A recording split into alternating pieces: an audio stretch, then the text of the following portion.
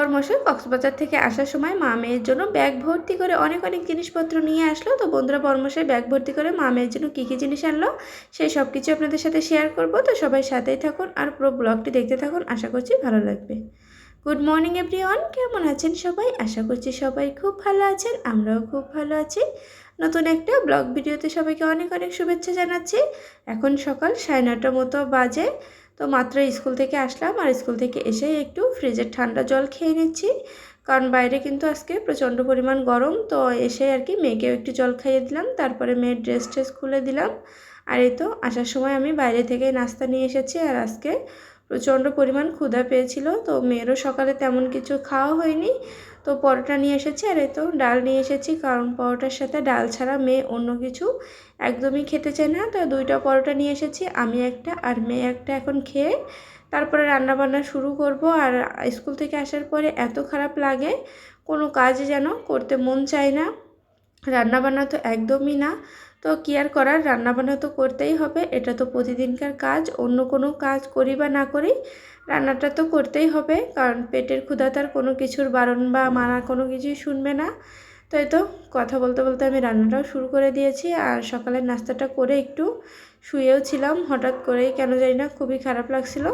তো ভাবলাম একটু রেস্ট নিয়ে নিই, তারপরে রান্না করব। আর আজকে আবার বেশ কিছু কাজও আছে। তো সকালেই মেয়ের বাবা চলে এসেছে কক্সবাজার থেকে, তো কী কী নিয়ে আসলো আমাদের জন্য সেটা তো অবশ্যই শেয়ার করব। তো তার অনেক কিছু জামা কাপড়ও আছে, সেগুলো ধুতে হবে। তো সেগুলো আর কি ভিজিয়ে দিয়েছি, আর ভিজিয়ে দিয়েই আমি রান্নাটা শুরু করেছি। রান্না করতে করতে ওগুলো ধুয়ে দিব। তো এই তো আজকে রান্না করব হচ্ছে টক ডাল আর কাঁকড়া মাছ ভুনা করব। বাড়ি থেকেই নিয়ে এসেছিলাম কাঁকড়া মাছগুলো, তো খাওয়া হচ্ছিল না। মেয়ের বাবা যেহেতু বাসায় ছিল না, তাকে রেখে একা একা খেতেও মন চাচ্ছিল না। তাই আর কি আজকে যেহেতু সে বাসায় এসেছে, তো ভাবলাম তাহলে আজকে কাঁকড়া মাছগুলো রান্না করে ফেলি, কারণ ফ্রিজে কাঁকড়া মাছ অনেক দিন থাকলে কিন্তু একটুও ভালো লাগে না। এটা যতই মানে তাজা তাজা খাওয়া যায় ততই কিন্তু স্বাদ লাগে।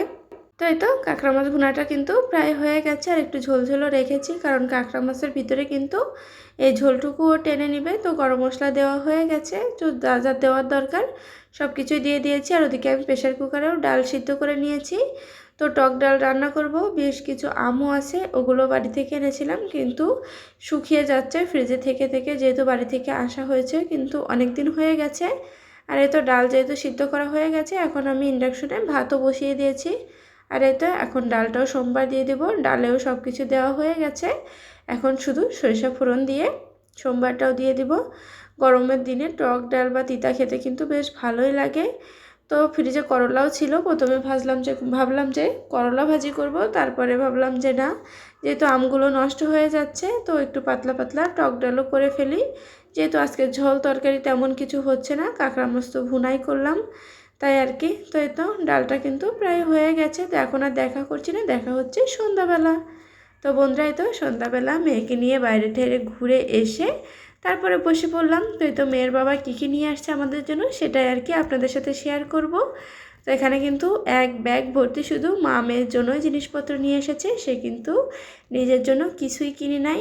তো এই তো এখানে মেয়ের জন্য একটা খেলনা তিমি মাছ নিয়ে এসেছে, একটা টুপি নিয়ে এসেছে। আর এই তো এখানে 2টা কক্সবাজারের মেয়েরা যে পোশাকগুলো পরে আর কি, ওইটারই 2টা ছিট এনেছে।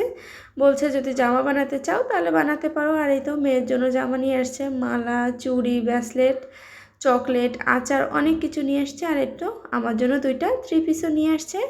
আর আমার জন্য কিন্তু একজোড়া স্যান্ডেলও নিয়ে আসছে। তো সেটা আমি বাইরেই রেখেছি, সেটা আপনাদের দেখালাম না। আর এই তো এর ভিতরে খাবার দাবার আছে, মানে ওখানেকার যা যা পাওয়া যায় আর কি, বার্মিজ আচার, চকলেট, আর এই তো কী জানি একটা খাবার, ওটার নাম অবশ্য জানি না।